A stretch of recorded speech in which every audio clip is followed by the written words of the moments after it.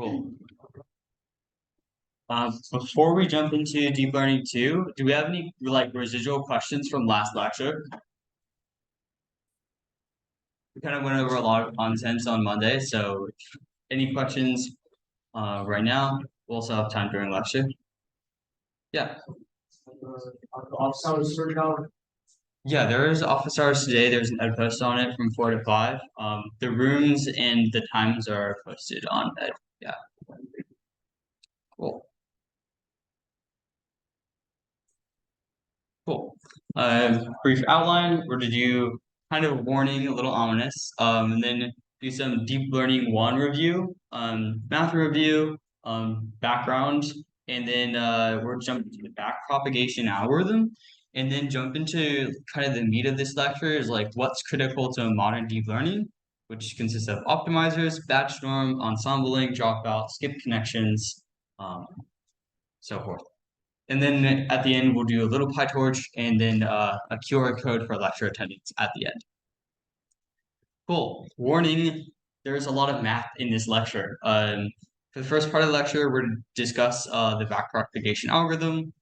You just need to focus on grasping the broad idea of like the computational graph and what backprop is doing and why we need it.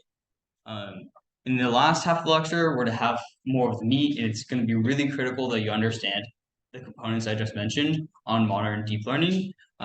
So don't worry if you don't understand what every symbol means. There's going to be a lot of them. Just focus on like knowing what this is in a broad definition sense. How would I apply it? Why does it exist? Cool. Let's jump into some deep learning review. 3 principles we learned in last lecture. Our neural network is just a function of the scalar parameters in our weight matrices and biases. We can take the gradient, the direction of the steepest ascent of our loss function to these parameters, since loss is a scalar function with vector inputs, and we can subtract a small scalar gradient of our loss function to the parameters, evaluated on our current data and parameters to push our weights in the direction of a greatest decrease in loss called gradient descent. Basically, we learn how to update the weights in our network based off of their loss to minimize loss using this formula we call gradient descent. That's in the bottom right-hand corner. We have our theta, which is our weight matrix, and then we subtract that from lambda, and which is a learning rate, but it's just more symbols. And then we have 1 over batch sum of all of our loss or all of our gradient update is this delta L term. Cool. Any questions on what we learned on Monday about gradient descent? Cool. Okay, now we're gonna jump into some math review. Computational graphs sound scary. It's just like a diagram of pretty basic functions. With this example, we see we have a graph where all the leaves, A and B, kind of build up each of the following functions. So we have some functions, E, that takes in these C and D values, but C and D are functions of other variables. We have C is made up of A and B, and D is made up of B. We can write these functions that depend on each other as a tree, which is represented as our computational graph. Each node in this tree is a function of all incoming nodes. So this is pretty important because if we want to calculate our E value, and we already have C and D, it's pretty simple, we just multiply. This becomes increasingly important when we introduce the idea of gradients. So if we want to calculate derivatives of our input with respect to our output, we need to use the multivariable chain rule. Since we already have our computational graph, this is fairly straightforward. For instance, if we want to take our derivative of E with respect to B, we can work through like basically downwards in our computational graph in order to calculate it. So starting from E at the top, we have our derivative of E given C term, and we can multiply that by our C given B term.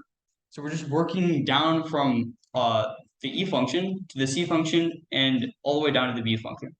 So we're just working backwards.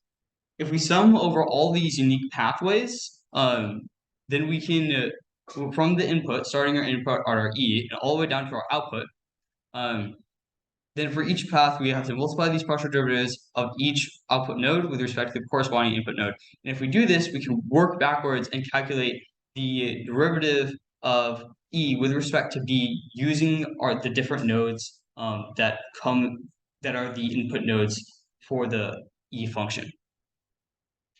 So we just went from E all the way down to B and then we add that to the derivative of E with respect to D.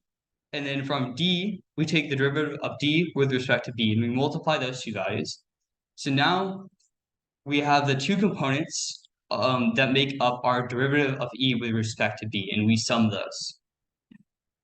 Any questions on this? This is a lot of derivatives and symbols, but the core concept here is with a computational graph, we can start at any node that we want, and then we can work it backwards through the input nodes down to the leaves, and then sum up those derivatives in order to get the derivative of the node we're looking at with respect to our leaf node or whatever node we're trying to go for.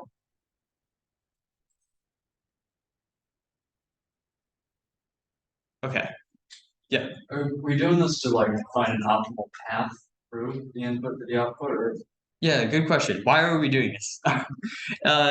So yeah, I guess you can try to find an optimal path, but the reason why we have a computational graph is so we can basically have a representative structure of what our output function like takes in, like what inputs does it have, and then create the structure where, okay, if we want to calculate E, like what do we need to calculate E? We need C and D, and that's linked in our computational graph. So then if we're trying to calculate E, we just work backwards to our C and D values, and then if we have access to A and B already, then we already know how to calculate C, so then we can just like work upwards. This is kind of an obfuscated way of just saying, oh, let's break down our complicated function into all these different parts, so it's kind of easier to understand. It also modularizes it. Because for instance, with B, our B node, it's reused in both C and D. So we can have a graph where we have a pointer pointing from our input B to both of these functions rather than rewriting it twice. This idea of reuse is really important when we jump into backprop. This is why that's the motivation. We're just providing some context on math for the backpropagation algorithm, which is very similar to the computational graph. So we're going to jump into backpropagation. So while we have a lot of numbers, like before I jump into like the whole algorithm, if we look at the very bottom, we see this graph that has a lot of leaf nodes that are pointing towards different weights, etc. You can see like this looks kind of like a computational graph. And so we're gonna jump into like how do the inputs affect the functions, and how can we track our gradients but moving from the very bottom leaf nodes all the way up to a loss. So here's an example of a computational graph of a toroid neural network MSE loss on a single training example. This neural network has only one neuron per layer, making inputs and outputs scalars. Our objective with gradient descent is to calculate the partial derivative of the output with respect to our weights, biases labeled as weight W1, W2, W3, our biases as B1, B2, B3. But we don't want to have 6x computation. How do we do this? What is the motivation for backprop? We know from last lecture that we need to calculate the gradients for our weights in order to update them. But if we're calculating the gradients for every single weight, there's going to be a lot of computation. Is there a way that we can reduce the computation necessary in order to find all the gradients needed? So the way that we can reduce this is by representing our weights more or less as a computational graph.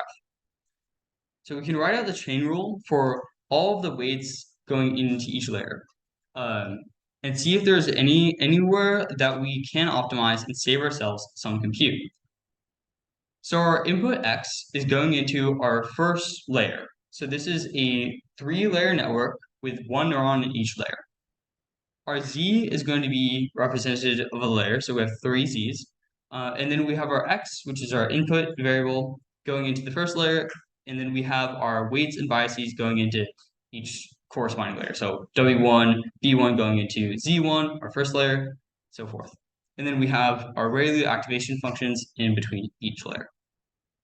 So is there a way that we can calculate the gradient of our L2 with respect to each and every weight here, and then also somehow reduce the computation necessary in calculating everything?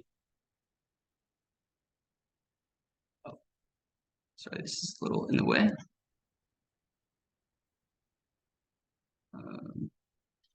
So in this example, we have, sorry if there's you can't see the very top, but it says in this example, we have our weights in our x1, b1, and these are all represented as scalars because it's just a single neuron. Don't get hung up on all the complicated math, but instead let's walk through this a little by little. So if we look at what I said before, how can we calculate the gradient or the derivative of L with respect to each weight? Is there a way that we can reuse the information that we have when we're calculating it? So if we calculate the gradient of L with respect to Z3, and Z3 is going to be the neuron in our third layer, how can we go backwards? Let's use what we have from the computational graph and the chain rule to break apart the different values. So first, we need to take the gradient with L with respect to Z3 and multiply that with Z3 with respect to W3. So you can see, like going from the far right, we have L, and then going back down the graph, we have Z3, and then down the graph further to our weight 3, which is what we're trying to take the derivative of with respect to L3. Any questions on calculating derivative with respect to a weight? Yeah, I'm still confused about this. Are we trying to find, like, we have the result and we're trying to find the best weights to get the result, or we have like good weights and we're trying to see how to optimize those weights to get a different result? Like, what are we doing here in the most basic sense? Yeah, good question. Good question. The motivation behind backpropagation. So backpropagation is kind of the idea that we need to calculate the gradients of our weights and then update them in order to reach some type of like hopefully global minimum. Okay, So, minimize loss. yeah, but if we're calculating the gradients of everything, like we can calculate the gradients without backpropagation necessary. Like the why backpropagation is important is that it reduces the computation necessary in order to calculate all of our gradients. Did that answer your question? Yeah. So Yeah, I guess like that's also a takeaway. We have you're jumping a little ahead on the key importance. We have a slide on that, but it's more just the idea of if we're trying to calculate the gradients for each of our weights and then minimize the loss, going over every single weight and finding every single gradient is going to be expensive, especially when we have like massive networks. So if we want to reduce like cost, we need to reduce the amount of computation required for each update. How do we do that? Reuse. So going back to our first problem, we just calculated the derivative of L with respect to our third weight. But now let's say we want to take the derivative of L with respect to our second weight. We have to go back through our graph and go from L all the way back to our weight 2. So we have to go through Z3. So we have the derivative of L with respect to Z3. And then from Z3, we need to go to A2. And because that's our ReLU, that's in between the two layers. we take the derivative of z3 with respect to a2, and then we also take the derivative of a2 with respect to z3, to z2. So we're basically just going back down the graph to the weight that we're trying to take with respect to the loss, or L. So what can we reuse when we're calculating the derivative of L with respect to W3, and what can we reuse with the derivative of L with respect to W3? Can anyone like answer what can we reuse between these two equations, the first and the second one? Is there anything that like shows up multiple times? Yeah.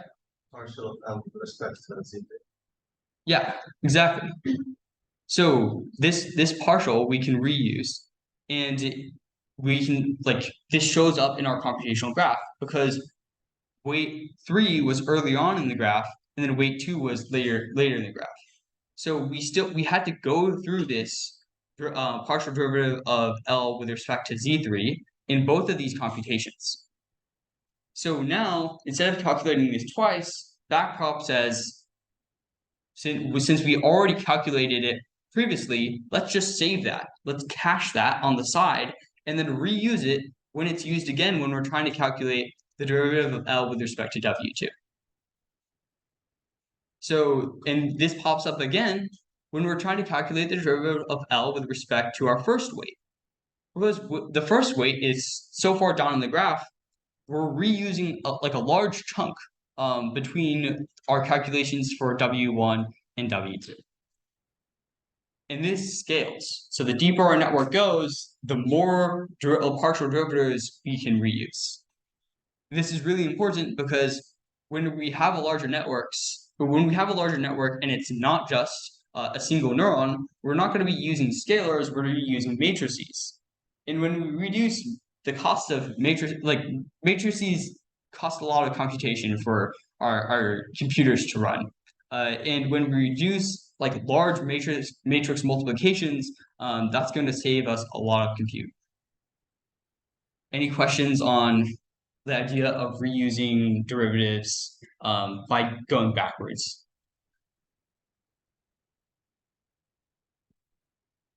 Cool. Okay, so rather than calculating these values again and repeating the multiplication, let's just save and reuse them. This saves a lot of redundant calculations for deep neural networks. We will simply work from the end of the network to the front of the network, caching values that we need as we go along. So anything that we've seen before, we can cache, and then when it comes up again, we can reuse it and save the compute costs. It's a lookup rather than computing from scratch. Yeah. So now imagine that the weights are, instead of scalars, they're matrices, the biases are vectors, x is an input vector, and we replace any scalar multiplication with matrix multiplication. Critically here, our loss L is still a scalar. We don't need to understand what the derivative of L with respect to Zi looks like, but just imagine that it exists. We can implement the same caching idea from the scalar case with the real neural network as well. This is just the idea that instead of using our toy example that we have below, where we have a single neuron going into with one layer going into another single neuron in a layer, we're instead imagine we have like an infinitely wide network.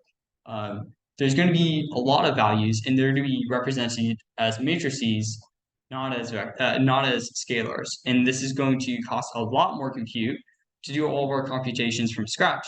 But if we can reuse the computations, then we can save a lot of compute, and we can spend that just like updating the weights instead of just calculating the gradients. Cool. That was a lot of math, but what are the takeaways? The only thing you need to take away from backprop that is a fast method of getting all the partial derivatives needed for gradient descent, removing the redundant matrix multiplications. We can do this by working from the end of the computational graph to the front, caching any computation used in calculating the previous partial derivatives. By working from the end of the graph to the front, we can handle much more complex computational graphs quickly and efficiently. Modern auto differential software like PyTorch will keep track of the graph and calculate our gradients with backprop. So basically, all the math that you learned is mainly just for your own intuition. In PyTorch, it's a one line, so you don't need to do all of this from scratch. But it's pretty good for your intuition if you understand why we did it. Any questions on backprop?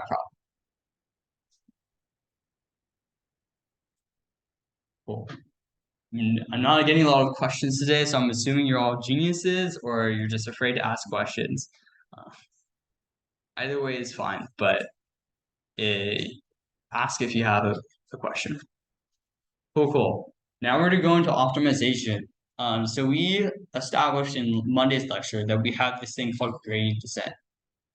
Is there something that we can do that's better than gradient descent to optimize our network? Yes, we can do better. We're going to talk about three optimizers: momentum, RMS, prop, and atom.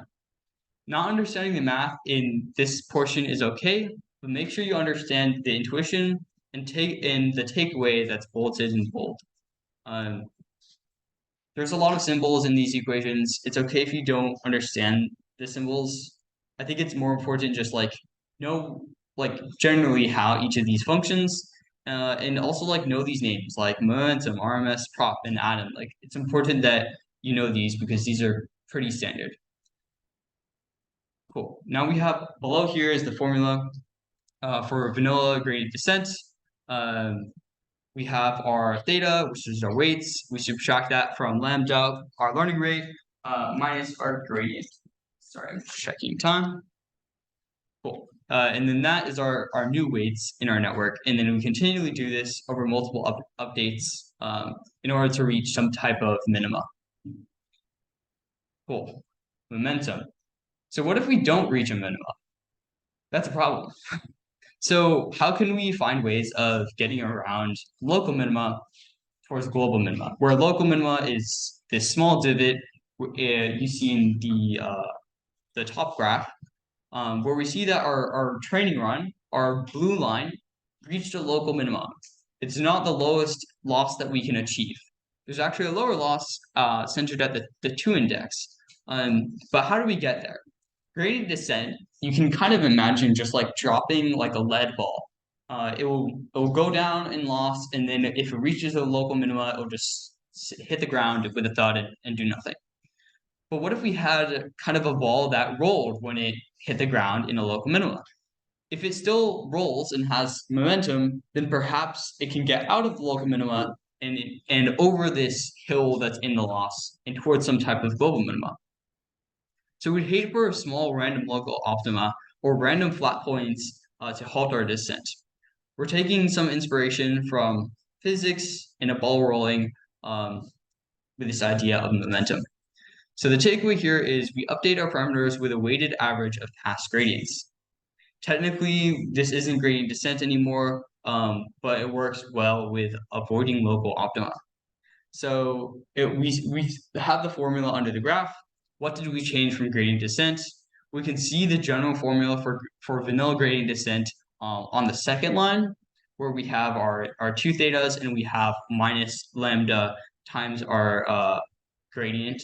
The first part is what we changed with our gradient before we passed it into vanilla gradient descent.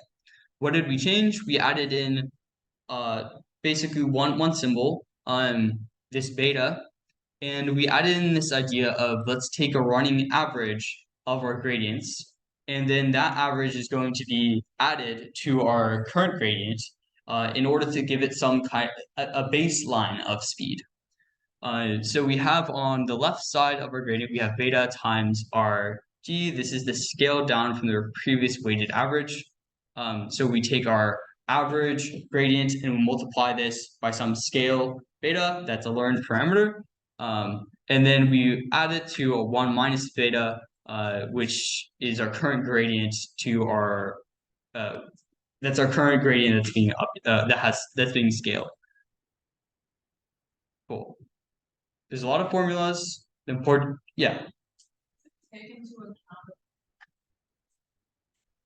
Yeah, it's a running average, so it's not like the total gradient average. It's more of just like locally. Yeah. So what should we pick for G bars? Um, We can find it as the previous gradients, but what do we do? It's usually just initialized to zeros. good questions. Yeah. So why this formula help us go past the local? So what is the main mechanism? Well, how does it get us past the local minimum? Yeah. Yeah. Good. Yeah. Great question. Just gonna draw. Well, if you look at the top graph, we see vanilla gradient descent. That line, a blue line, just going straight down, with no, it just hits the local minima and then stays there. So this has like no momentum, and I'm using momentum here as kind of like once we reach once it reaches the local minima, its gradient went to zero because it thinks that it's at the local minimum. But if we add in some arbitrary value, then that arbitrary value can kind of push it out of the local minima. And if it is a global minima, then the gradient will cause it to like go backwards, right? But if we add in some arbitrary value, then it can hopefully get out of a local minima and kind of bounce around the area of the local minima. And then if there is a global minima and it bounces out, then it will be able to reach global minima. Yeah. So we use momentum to skip over small flat points and small optima, but do we control like its tolerance for rolling uphill, or is momentum like an automatic thing where if it rolls uphill too much, it stops itself, or is that something we have to? Yeah, that's like the application is not intuitive. With momentum, it's basically one line of code. It is applied. So we don't actually tune any of these parameters. The in terms of controlling whether or not it stops at the top of the hill, that's like the idea of when you're going like objects in motion stay in motion unless acted on by an outside force. The acted on by an outside force here is going to be the not the running average, but the actual gradient update is going to say, hey, like you're too far up the hill, you need to go back down. So that's something that's learned. Whether or not it's going to go like over the hill in terms of this getting out of the local minima and into the global minima will be determined more by the running average, which is not controlled by us. It's learned. Okay, so like if the running average was higher before what I'm facing now, it might roll up the hill, but if it's higher in front and behind, it should stop. Yeah, and then it would roll back down the hill because the running average would also take into account that you're kind of slowing down on this hill. Yeah. Cool, or like it's kind of nudge the running average higher. Some data. It's pushing it closer. Yeah, if we reweight the value of the running average, then we can increase like the baseline that's going to push us over the hill. Yeah. So theta is a hyperparameter that you fix at the gradient. Don't really change it. It's pretty strange. It's just something that we choose, and you just hope that the optimizer does and Yeah. Momentum, RMS, prop, and atom all come with default hyperparameters that pretty much work out of the box. Yeah, good question. So if the like hill between the absolute two tall, is it possible that momentum is actually still the thing? You know? Yeah, so there's different modifications you can make to the optimizers so that it could potentially go over the hill. But like if the difference in loss is too great, then what you might have to do is like redo the training run and hope that it spawns like somewhere that yeah. And there's ways that you can do this. So like wherever you drop the ball is kind of like whatever your weights are initialized to. And so you can kind of choose like, oh, like here's a good weight initialization. I'm gonna drop the ball that's not in this giant gap that's a local minima, that's closer to the local minima. Yeah. Good question. Cool. I'm gonna keep going to the visualization here. Hopefully this can answer some more intuitive questions. So we have this kind of contour plot where the darkest portion is going to be the lowest loss and like the lighter portions are less loss. So you basically have this curved valley and we have momentum that just kind of goes back and forth in the valley and then falls down to this local minima. But what if instead of just like going back and forth and then slowly falling down, we added kind of like more bounciness, in my opinion. I call it bounciness, but it's just like momentum, right? If we add momentum to this, it's not gonna take maybe the most optimal approach in the beginning. So you see, when there's no momentum, just in vanilla gradient descent, it's quite good at getting to the local minima really quickly. Versus with momentum, it doesn't get to the local minima as quickly. But because it's taking a more kind of randomized path, it's able to get to our global minima rather than being stuck at our local minima. Any questions here on kind of intuition and like anything about the graphs? Cool.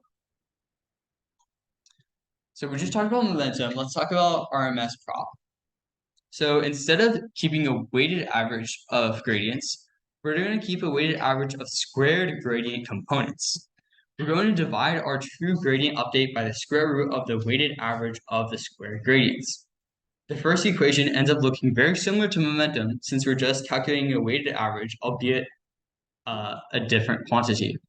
So what's the difference in our first equation from momentum? In this first equation, we have beta being multiplied by our g, our gradients. The difference here is that it's being squared.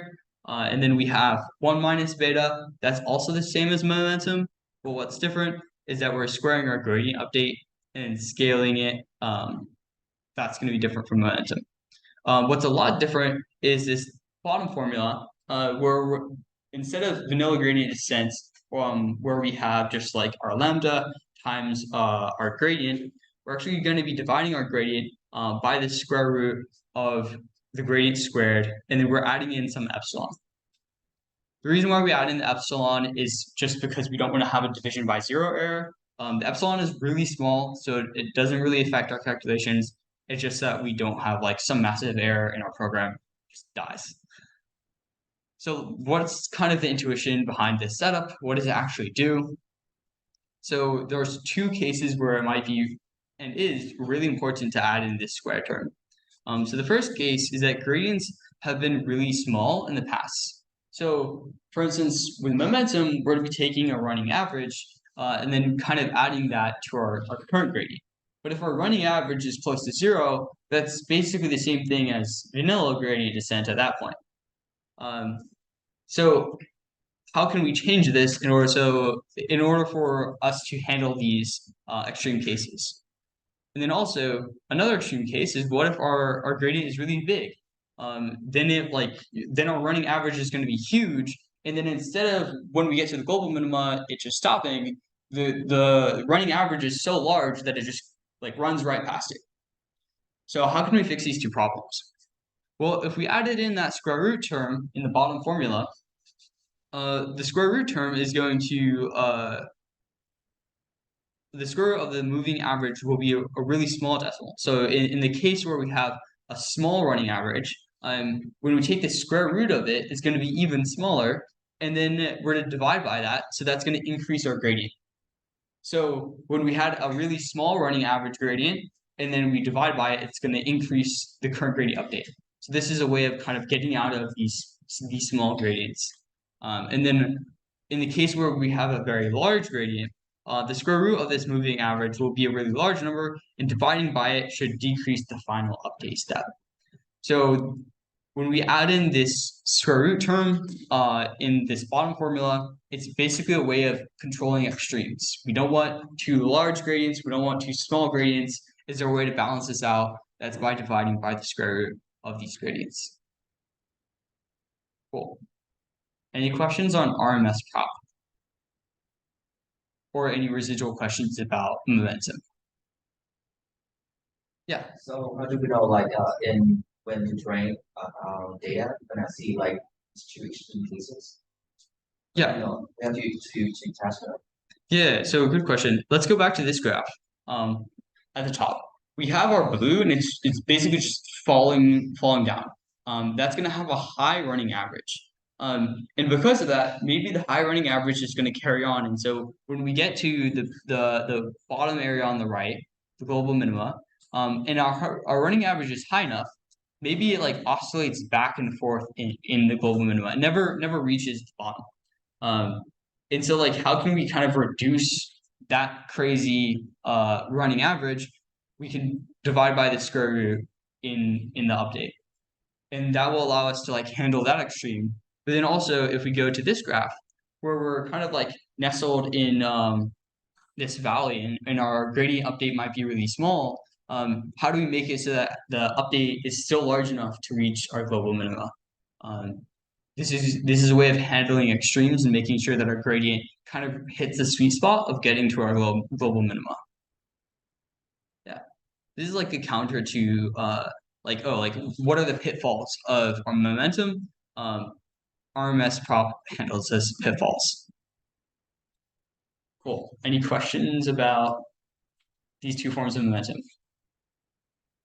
Cool. Now we're getting to the cool part of, okay, well, we have these two different optimizers. Well, they both work pretty good. They both handle different cases. They're both better in different ways. You know what the solution is? Let's just combine them. And that's how we get Atom.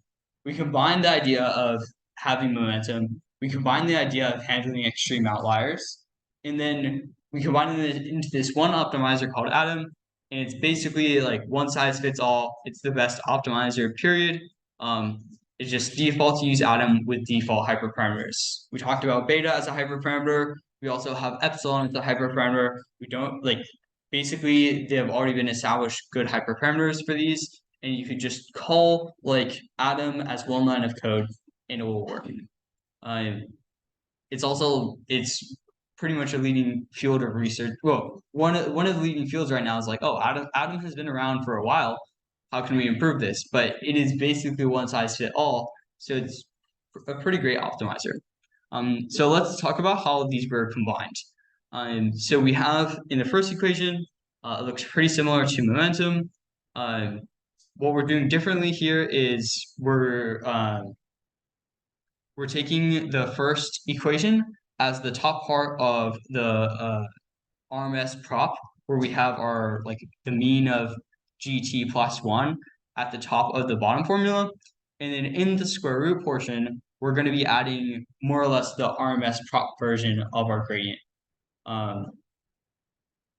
Yeah, these two formulas, the first one is momentum and the second one is going to be our RMS prop. And then the first formula is going to be put in as the numerator in above the square root term, and then inside the square root term is going to be the RMS prop gradient. So that's how we're going to combine them. Any questions on like how they're combined or the motivation behind combining them? Cool. Yeah. Maybe like it seems like a basically like combining them and yeah, like how to combine. Oh yes. So like when we're dealing with optimizers, like you only have one optimizer in your model. So if you might have issues for that are unique in your loss that can be dealt with momentum, and some that are unique with RMS prop. And depending on like how the topology of your loss graph, you might need like momentum at a certain area, or you might need RMS prop at a certain area. But if you combine both of them, then it's like one size fits all. In your loss graph, wherever you are, you can have the best of both. And then also like they handle different extremes, so they're compatible. And then when we actually combine them, we have the first equation is going to be basic momentum. If we go back to our momentum formula,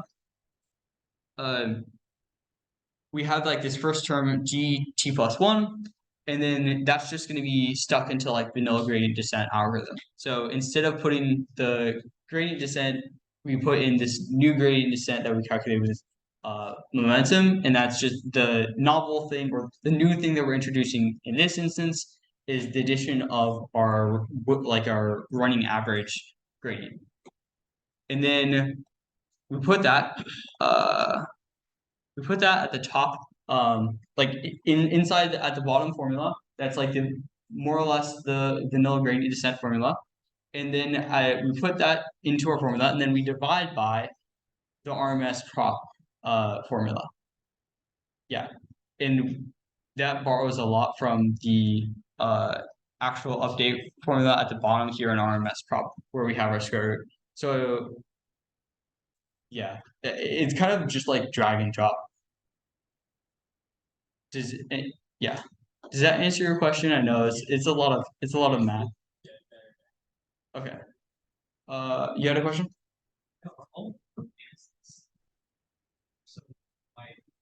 Is there like in the G squared type? Yeah, I'm actually not sure. I think that like they're like default and picked previously. I think they are all the same, but Aaron maybe can answer. So the beta for the gradient comparing average is different from the beta for the squared gradient. So there are two betas right here. I should probably go back to slides. Cool. Yeah. These are also kind of given to you as well. So you're not gonna ever be choosing these beta values. Yeah. Cool. Great questions. So let's do some concept checks. Yeah. So how about like the performance of like ADAPT? Because like you can see like a very long like formula to do a lot of computations, right? So I think this might be very time consuming when we train data. Yeah, so it is a long formula, but all these are like scalar multiplications. Our beta is a scalar we're multiplying by a matrix C. That's not very compute heavy. It's a lot more compute heavy to calculate all the gradients that we need in the first place to put into this formula. But that's where backprop comes in and saves us a lot of compute time by like removing repeated and redundant gradients. The actual formula itself, Atom, is like actually fairly efficient. It's one of the most efficient like optimizers. It's also like the most effective in terms of its applications. You can like add on different parts. So like when we're adding in momentum, we're kind of adding in the idea of velocity. You can also like go to higher order things. So we introduce a quadratic factor with RMS prop. You can go even to higher orders, add in like kind of notions of acceleration and I don't remember what the name of something is past acceleration, but like like higher order derivatives. And these are a lot more compute expensive, like you're saying. But because like our highest like order is quadratic, it's not that costly. Cool. That's an interesting question. I like it. Now I have some questions for you guys to check if you're falling asleep. What is the role of an optimizer in deep learning? Can anyone answer this question? Yeah. Overcoming past highs and lows that might get in the way of finding our actual end result or final destination. And what is our final destination? Minimizing loss. So if we have a gradient, we need the minima. I forget the word, but like the minima for our entire area graph. Yeah. So the graphs that we gave were graphs of loss. You're like absolutely spot on with the idea of we're trying to minimize loss. That's what our optimizer would do. Does this by adjusting our gradients. And so when we take the gradients initially of our weights, these are just like vectors that point arbitrarily. And then we take the reverse of those vectors, and that's why it's called gradient descent. And this will minimize the loss. Yeah. Cool. Now, does it change what the best set of weights for the model is? Does different optimizers, Atom, RMS prop, momentum, does that change the best optimal weights? Yeah. I want to say no, it doesn't change the weights, it just changes the path between weights and result. Exactly, perfect. It's the only difference there is like the pathway we're talking about is like what is the what is the lowest possible outcome. The optimizer will kind of choose whether or not like how whether or not we reach the global minimum or can reach the global minimum.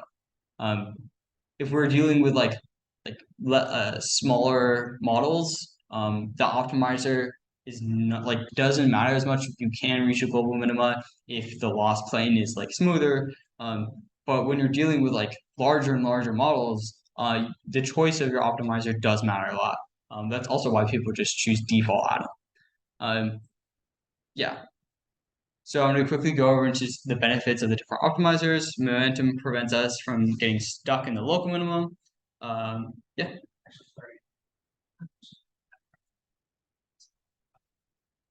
I realize I'm getting a gradient square. So is that like minus square? Yeah, square. The square of each gradient in for each weight in our matrix C. Okay, then what's the square root? That also. That's element by squares and squares. Yeah. Okay, then the weird part happens. What happens? Divine effect. That also. Okay. Yeah. Definitely getting into the math part.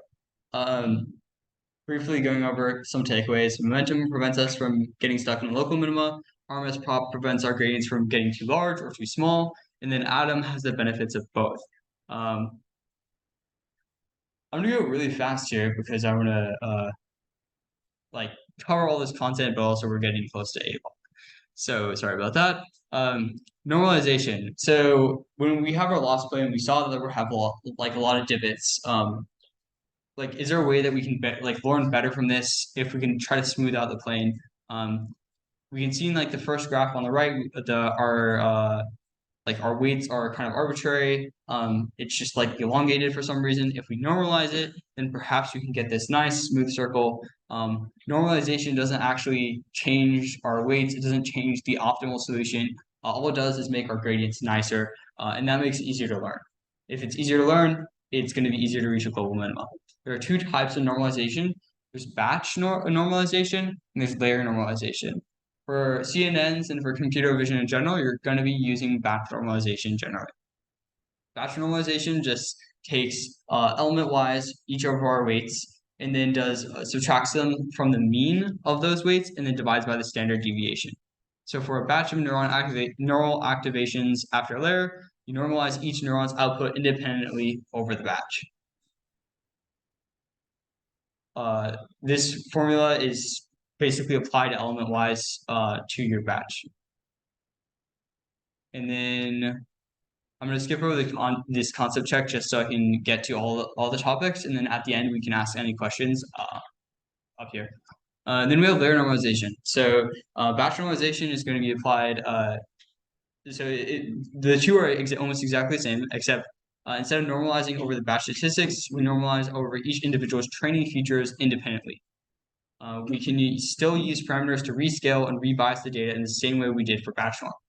Batch norm, there are benefits and trade-offs to both. The biggest trade-off is with batch norm, you have to have a large enough batch to normalize, versus layer norm does not have this problem. Cool. Ensembling. Ensembling is a pretty broad topic. It's just the idea of, say we have one model that gets like a 90% accuracy and another that gets a 92% accuracy, but they both have like a standard deviation of 1. So like you can still you don't have a good average. But they're all like more decently accurate, but they're accurate at different things. What if we just get a bunch of models and then kind of take the average of what they say, and the average of what they say is going to give us a more stable and most likely more accurate answer. The problem with this is now you have to train a bunch of models. So it's not necessarily the best outcome, but it is a way to increase like average accuracy. Dropout. Dropout can also get us this idea of wisdom of many, the idea of ensembling, by introducing a regularization effect. So in our network, we have different neurons in each layer. What if we just randomly say we're to like black out this neuron? And then if we black out this neuron, it forces the other neurons to kind of like pick up the slack and learn the features that are learned by that neuron that's being blacked out. And so which ones we choose are randomly selected. And then so over multiple training runs, all the neurons kind of have to learn the features of each other a little bit. And this introduces the idea of like the wisdom of the group that an ensembling gives us. Since it is 8 o'clock, I'm gonna just skip to the QR code, and then I'm gonna give the rest of the lecture for those who want to stick around. The recording for this will be posted.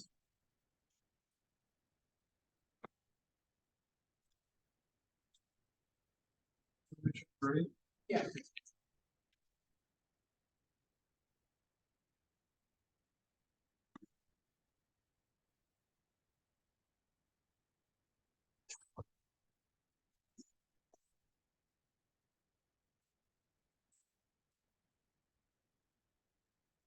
Yeah.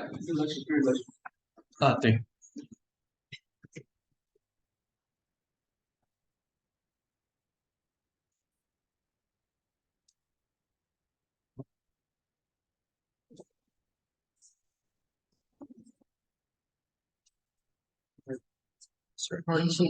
Yeah, I'm gonna briefly give this. Okay. Okay, I'm gonna briefly go over the rest of the lecture. So the next thing we have is skip connections.